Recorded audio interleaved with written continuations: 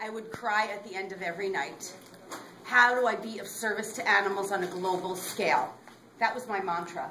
And I didn't really know what I was asking for. I kind of just thought I was going to be a really great dog trainer. That was what I wanted to do. And my ego self, my personality self wouldn't really allow it because I thought, dog trainer. I can't be a dog trainer. I'm in a six-figure job as a, executive VP, But the point was really I knew that that was my calling, and so I was trying to find what I could do. And the other mantra kind of that I had running in my mind was I didn't really like corporate society. I felt like it was a trapped enslavement for me personally. So I kept asking, how can I make God my boss? How can I make God my boss?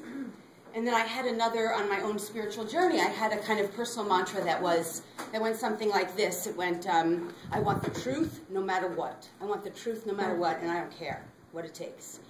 So after my whole career of asking for this, finally what happened was my brother died unexpectedly, and I started hearing him in my head. It was an accidental drug overdose, and I now realize that it was his divine contract to wake me up. So when I started saying this to my husband at the time, I think I'm hearing my dead brother in my ear. My ex-husband was like, whoa, I didn't sign up for this. Psychic, sorry. Dead people alive, no. And he checked out, which really propelled me forward. So I took off and went to Maui.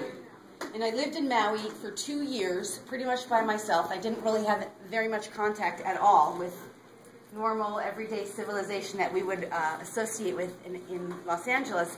And that took me through a radical shift in consciousness. And I was playing with these really alternate realities, which you learn about at places like this at the Conscious Life Expo, right?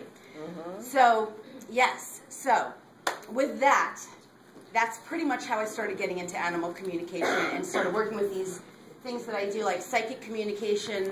I also work in a lot of alternative healing practices, like theta healing, if you know what that is. We know. Yes, yes. And Reiki, I'm sure most of you know what Reiki is, and all kinds of energy healing. I'm an Akashic Records practitioner, so I read the Akashic Records for pets and for people. And I also teach people how to empower themselves to tap into these gifts, because they are all our gifts. We all have them. We all can use them.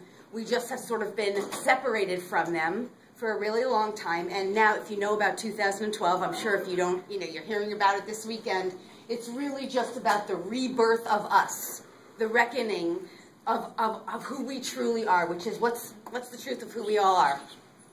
Anyone want to venture a guess? God. Yeah!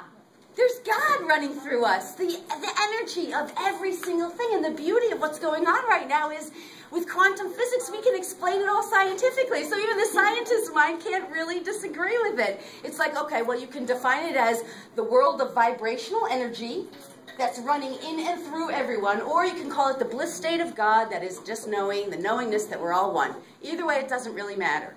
Right? You say potato, I say potato.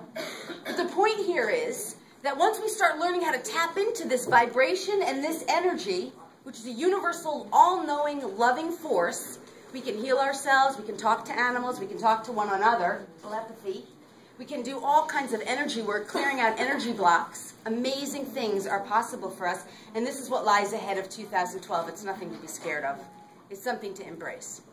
So, with that, how many of you are pet parents? I assume you probably all are. Awesome! So you guys are all going to find out about how you can go home tonight to talk to your own animal companions. How many of you are already talking to your animal companions? Yeah. How many of you are listening to your animal companions? Okay, good. How many of you are actually receiving messages from your animal companions? Awesome. That's so fantastic. So everybody's already really learning about it and practicing it. So my intention is, before the end of the time, and you will see me looking at my clock, but that's only so that I can keep track of my time because I talk a lot. Once you get me started, I might never stop. I want to do some readings for Pete, little mini readings if you have questions. But we'll do that towards the end, okay? So first, for those of you, is anyone who is classically trained in animal communication and classically using it as a professional in some capacity, or in their career work, or, yeah, okay. So what I want to do is give you a little overview of really how it works and why we know it works. And then we'll talk about how you can start using it. And then we'll do some of the little mini little spot-on meetings right in here where you can just ask me a question and we'll see how that goes, okay? So, and here's the one thing too. I love, love, love questions. So if you have questions, don't be afraid to ask, because this is the thing we know. We have universal brainwave. We're all connected, so if it's in your mind, it's in someone else's, okay? All right, cool. And it makes it more fun. So, okay. So first of all, who knows how it works? Does anybody in the room know how it works? Do you want to? It's mostly about pictures and the intent behind the pictures. Yes, awesome. That is a huge way of how it works. Anyone else? There's other ways. Okay, so pictures is one way. So the way we would explain it scientifically, and I really like to explain this scientifically because we humans, we doubt. We've been trained, classically trained, to doubt things, to